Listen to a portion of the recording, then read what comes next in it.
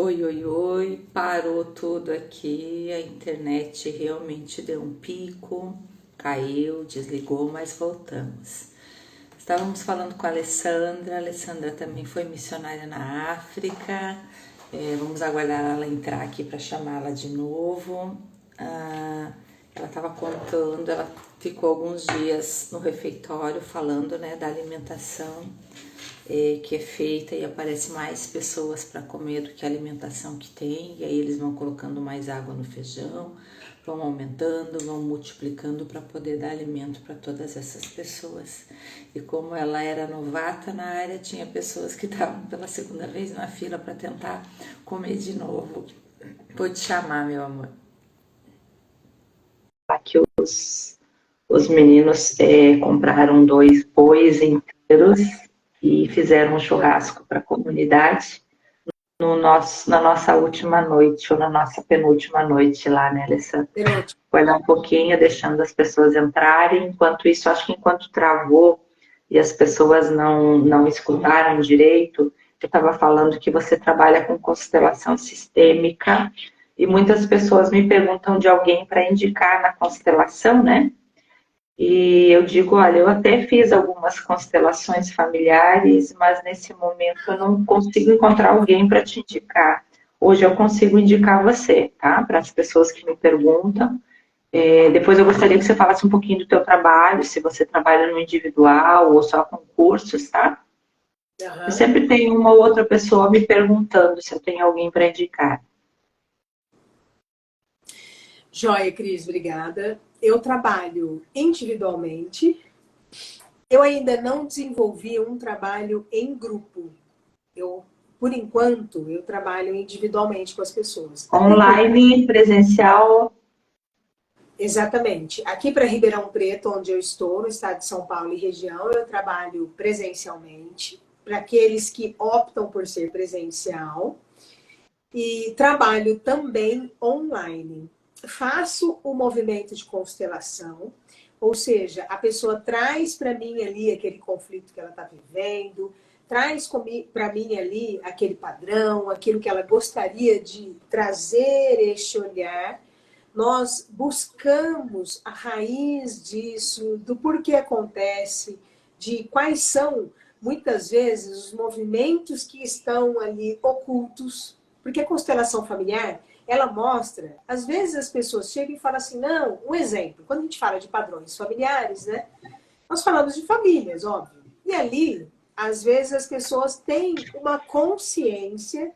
Lembrando que o consciente é 5%, mas tem uma consciência de falar assim, não, eu sou igualzinho ao meu pai, um exemplo. Eu sou igualzinho ao meu pai, faço tudo igual ao meu pai. Sou um xerox do meu pai. Eu falava muito isso, tá? Estou te dando até um exemplo meu. E aí, nesse faço igualzinho ao meu pai, e fica uma coisa soando até assim, num movimento, uma percepção de honra, né? E não deixa de ser, neste sentido, uma honra, parecer, fazer igual, não deixa de ser uma honra, só que nós lembramos que quando nós falamos desse fazer igual, sem que você perceba e tenha consciência, você traz também movimentos disfuncionais. Ninguém olha para aquilo, ou nós não olhamos para aquilo que é positivo, funcional e traz resultados para a vida das pessoas, mas nós olhamos para aquilo que é disfuncional. Nós olhamos para aquilo que está oculto e quando a gente traz essa consciência para a pessoa, ela faz aquele ajuste, ela olha para aquele lugar dela e consegue, então, compreender essas dinâmicas. E este processo, ele traz para as pessoas uma oportunidade realmente de poder buscar, junto com outras ferramentas, esta ativação que a gente fala da identidade, né? E é uma coisa incrível, porque quando você vai se familiarizando e acessando essas consciências, Cris, você começa a perceber outras coisas. Então você começa a perceber outros movimentos que você fazia, as fichas vão caindo e você fala, gente do céu, Olha como isso acontece, porque o movimento que você faz, muitas vezes, eles não refletem só na sua vida, eles refletem na vida dos seus filhos, de gerações. É que Então, esse trabalho... você vem trazendo como uma herança, digamos assim, velhos padrões, né, comportamentais, e aquilo vai se perpetuando. Quando chega até você, eu vou falar como eu estou entendendo, tá? Quando chega até você aquela consciência de que pode ser feito de um outro jeito, de um padrão, de um outro jeito, e aí corrige todo o sistema, né? Que eu não preciso estar no lugar do papai, né? O papai já tem o seu lugar. Então eu preciso estar no lugar da Cris, né? A Cris tem que estar no lugar dela. E aí o sistema lá atrás vai se reordenando, seria isso? Exatamente, porque normalmente quando você tem alguma disfunção ali com relação à paternidade, e aí você olha para o seu pai, ele traz isso do seu avô. Você olha para a história do seu avô, nós temos poucos registros, né? Às vezes a gente tem conhecimento, no máximo, tem pessoas que nem sabem o nome dos bisavós, por exemplo. E Ali, o que que isso tem a ver com crenças? Ou tem tudo a ver com crenças? Porque eu entendo que crenças é um fragmento da história que a gente pega, né? São nos passado um pedaço que aquela pessoa conheceu, mas não o porquê que aquilo apareceu, né? Exatamente. E quando você faz o movimento de constelação, tem muito a ver também com crenças. Por quê? Entendi. Normalmente, quando você revela, a gente usa uma expressão de revelação, quando você compreende aquela dinâmica que existia em você, o que é uma dinâmica? Então, vamos supor, vou dar um exemplo de empresas, né? Eu trabalhei muitos anos em empresas familiares e eu também atendo empresas familiares. Empresas familiares que não passam, 30% passa para a segunda geração, 5% para a terceira geração, por conta de conflitos, por conta ali de dinâmicas de escassez, por conta, muitas vezes, de falências que aconteceram lá atrás. E quando a gente olha essa dinâmica e toma consciência para falar assim, uau, espera um pouquinho, esse movimento que eu estava fazendo era um movimento de repetição? Exatamente. Só te perguntar, interromper bem ali que você disse que vem falências, né? Por dinâmicas de falências. Quando você fala que vem dinâmicas de falências e essas empresas não levam à frente, porque nessa dinâmica de falência eu vou fazer igual meus ancestrais e aí eu vou falir também, por isso que as empresas não são levadas à frente? Exatamente. Você pode repetir o mesmo movimento, exatamente este, por exemplo, fica, entre aspas, fácil até de você visualizar. Quando você fala de falência e você fale. Agora, por que que nós falamos desse movimento de constelação e de trazer revelações que estão ocultas? Porque esta falência, por exemplo, ela pode refletir nas outras gerações não apenas como uma falência de empresas. Ela pode refletir nas outras gerações como ninguém, a maioria dos membros das próximas gerações não conseguem gerar filhos. Um exemplo, não conseguem gerar. Gente, olha Escassez. só. É a escassez em determinados níveis. É aquela dinâmica que você vive. Então, quando nós falamos dessa dinâmica, quando nós trazemos essas dinâmicas, elas não são exatamente sempre os mesmos movimentos, mas elas refletem isso. O Pablo Marçal fala muito isso, né? Ele dá um exemplo, inclusive, da Bíblia, ele fala assim, gente, a Bíblia não é uma conta exata matemática. Existem metáforas ali, existem tempos e existem informações, tesouros que estão ali que você fala, gente, mas isso é isso? Como pode?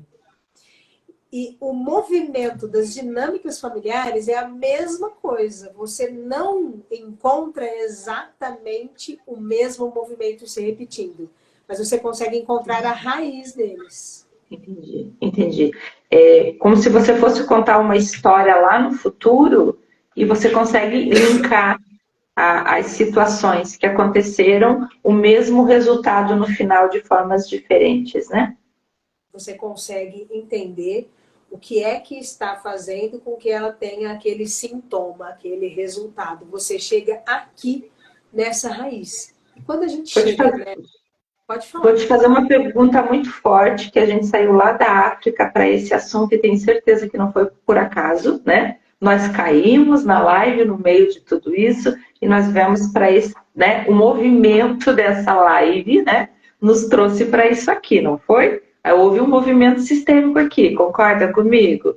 Eu tenho escutado muito, muito, muito, muito. Eu faço parte de um outro grupo de estudos onde o que as pessoas reclamam muito é da escassez financeira, hoje financeira, né? De não conseguir entrar nesse novo negócio, migrar para a nova profissão que elas estão migrando, elas não estão conseguindo gerar frutos financeiros, falando, né? Elas têm uma egrégora, eu acredito muito nas egrégoras, né, que a gente fecha, que a egrégora tá assim, tá no eu não tenho. Elas começam mais ou menos essa frase, eu não tenho dinheiro. Você poderia nos dizer no que reflete isso? Por que se chegou a esse estágio? Olha só, Cris.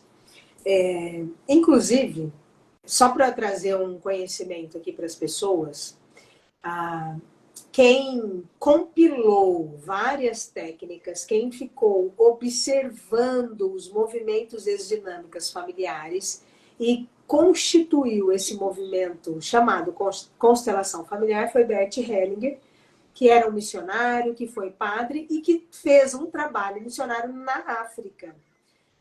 Só que África do Sul, salvo engano. Ele fez esse trabalho durante 16 anos, onde ele passava, e é como se ele tivesse uma função meio que de mediador de conflitos, digamos assim, ali das comunidades. E ele ia mudando de comunidades, e ele sempre passava por essas comunidades zulus.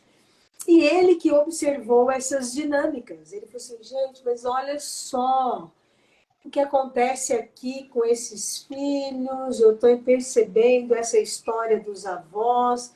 Aí ele mudava de tribo e percebia que essas dinâmicas nós trazíamos, mesmo que nós não conhecêssemos.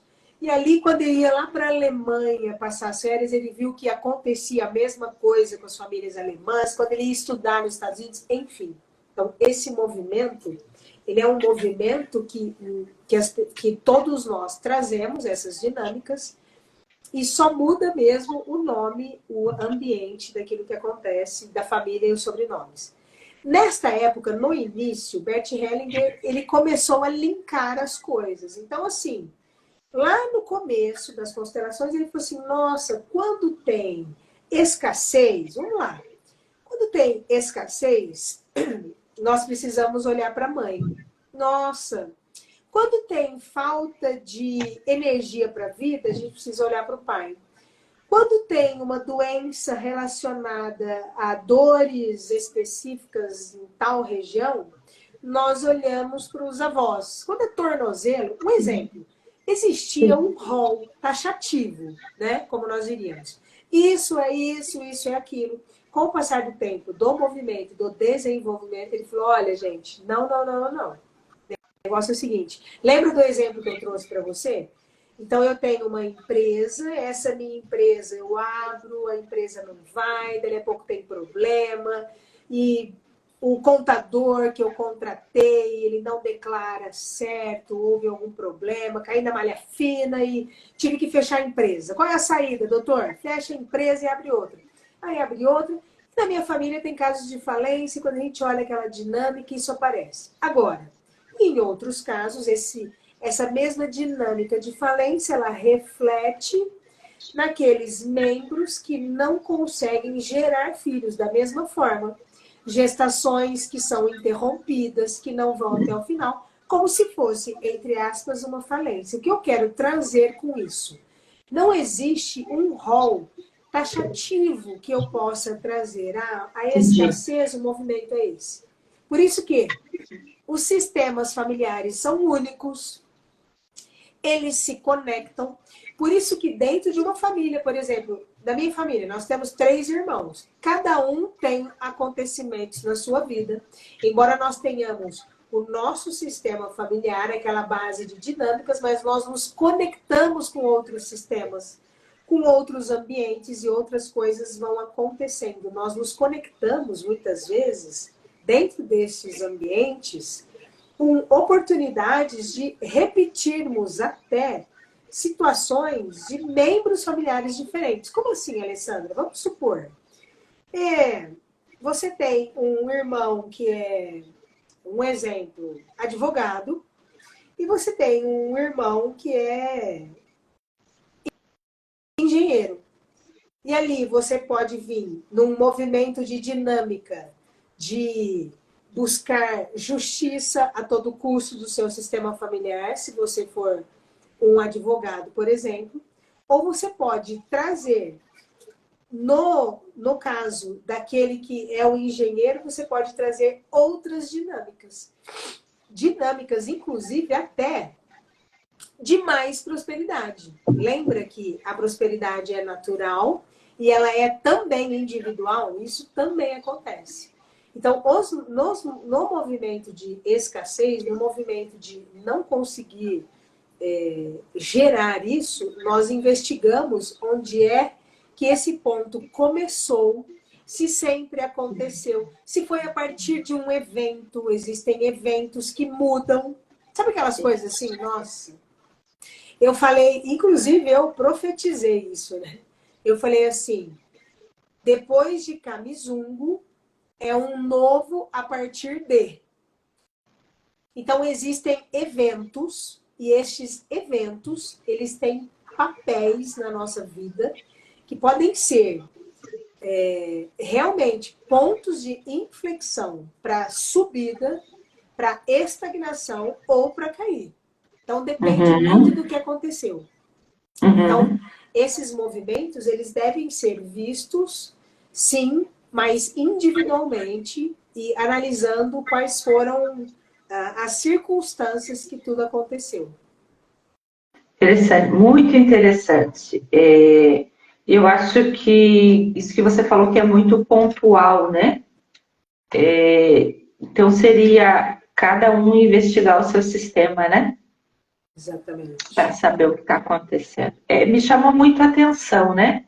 Que foi uma egrégora de um grupo que eu entrei. Lembra quando o Pablo falou na palestra que Jonas não podia estar com um pé em cada barco? E foi quando eu tomei essa decisão, porque eu pensei assim, eu não me enquadro aqui na murmuração e na escassez, né? Eu não sei o porquê que eu entrei, mas por algum motivo eu entrei, ou para me impulsionar, ou para me levar. E agora você falando desse movimento sistêmico, eu puxei pelos meus irmãos, né? E pensei, não, eles não são escassos, não tem. Mas com certeza eu tenho coisas para resolver no meu sistema, como todos nós temos, né? Isso é fato, né? Agora vamos voltar para Camizungo de novo, vamos voltar agora para os nossos desfrutes, né? Na vida, a gente tem que saber equilibrar ao trabalho, à doação e ao desfrute.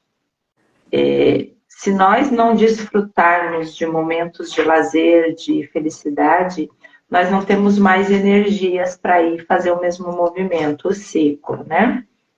O que acontecia em Camizungo? Em Camizungo, cada um pegava as suas funções e trabalhar desesperadamente. A gente não sabia nem que hora era, né, Alessandra? Só que estavam nos chamando, hora de ir para o ônibus, tem palestra, vocês vão para tal lugar. A gente não sabia que horas a gente ia sair do hotel, todos os dias. Com o Tite, que é o Pablo, é assim, tá, gente? A programação é que não tem programação. A gente não sabe o que vai acontecer. Enquanto nós estávamos trabalhando freneticamente lá como formiguinhas, ele estava trabalhando no macro dentro de Angola, dentro de Luanda, fazendo as movimentações grandes. Tudo que ele arrecada em Luanda fica em Luanda. E ele estava tendo contatos com o governador, com empresários da região. E o que ele nos apresentou? Ele nos mostrou como o Camizungo pode chegar, que está em franco desenvolvimento, aquela comunidade, e nos levou para uma comunidade do zero. Nessa comunidade do zero aconteceu algo muito mágico ali. Primeiro teve um pouco de estranhamento, porque eles têm muito medo que tirem o que é deles, né? Então ele teve que conversar com os líderes da comunidade. Depois ele subiu numa árvore sobre os ombros dos apoiadores deles, que se revezaram, e ali ele profetizou, discursou, ele acalmou aquela comunidade, que ninguém ali ia tirar nada de ninguém, que a gente veio para ajudar, para amparar. E na sequência chegou um carro de poço artesiano para perfurar esse poço. O que o Pablo estava fazendo nesses dias era pegando autorização para conseguir fazer um poço artesiano naquela comunidade. A primeira coisa da necessidade deles lá é água. Eles tomam água naquelas poças que vão ficando verde quando eles acham água. Quando eles compram água, aquela mesma história que vem bicho morto dentro, que a água fétida, a febre tifoide é muito forte. E alguns moradores dessa comunidade urinam sangue. Então é muito sério. Então ele, sábio como um líder que é, ele já nos mostrou como pode ficar e aonde que a gente tem que abraçar a próxima causa. O que ele quis dizer para nós, uma mensagem que ficou muito explícita, não ficou nem implícita, é que o trabalho não termina ali. Tem muita coisa a ser feita.